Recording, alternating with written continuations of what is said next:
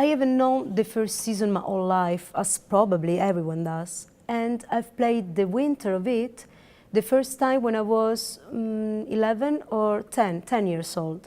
And then I played the autumn, that when I was 11. And when I was 13, 14, I played all the first seasons. So also when I was 12, I played the orchestra part. So solo violin, first solo violin, second solo violin plus viola, but I played even once. And my mom was playing harpsichord, so she practiced the harpsichord part at home, and I knew the harpsichord part very well. But the only part I didn't know that well, it was violoncello. So yeah, when I was asked to do this recording, I felt very confident with that piece because I knew it from any side, any possible side. Well, my favorite movement is definitely the second movement of the winter. Also because I learned winter first, and then because I remember that when I was like 12, 13, I was terribly in love with a guy, whatever. And I remember I kept singing that piece the whole day because I was so in love. That piece was so wonderful. So, yeah, maybe definitely my favorite movement is the second one.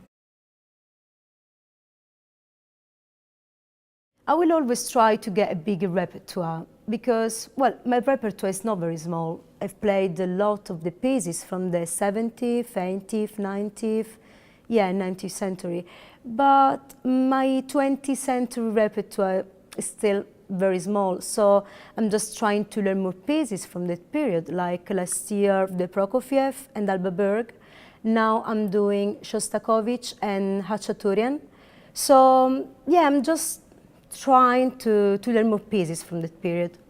And another thing that I do love is chamber music, but, you know, as probably any soloist, I do not have too much time to play them.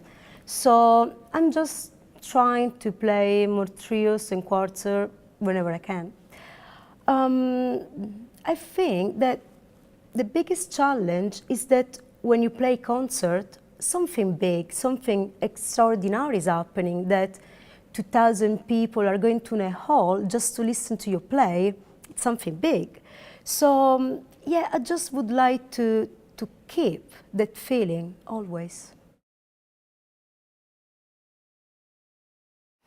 You may never have a goal you can reach, because once you get it, we're going to do then. And also, I never had this kind of idea in my mind, like I want to play in the Carnegie Hall, I want to play with Berlin Philharmonic, because once I'm going to get it, what I'm going to do then? Also, I never had this kind of career things in my mind, like being famous or traveling around the world. That was never important to me. What is important to me is that when I go on stage, it doesn't matter which stage is, if it is, I don't know, in a big city like in New York City or in a little village in France, it doesn't matter to me. The point is that I want to try to do my best, my very best, and try to make the people who came to the concert, to make them happy. So yeah, this is just what I care about. And also, yeah, I would like to learn always new things or going to a contemporary music now.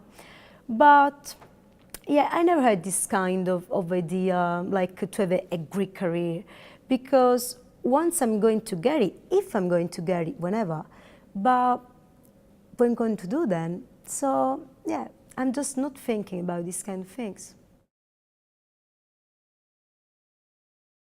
The first time I heard the 24 Caprices, I was 8 years old. I was taking part in a masterclass for children in Conservatorio di Musica Giuseppe Verdi di Milano.